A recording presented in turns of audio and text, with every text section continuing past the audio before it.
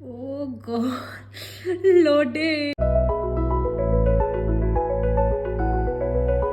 Welcome back to my channel with a new recipe.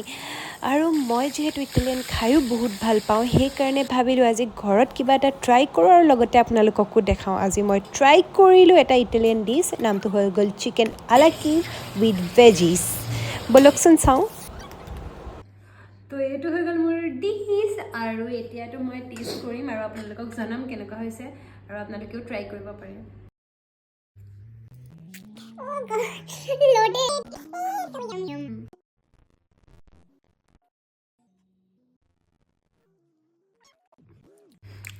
কি কম ইমানে বেছি জুচি হয়, টেষ্টি কা টেষ্টি, হেল্ডি কা হেল্ডি।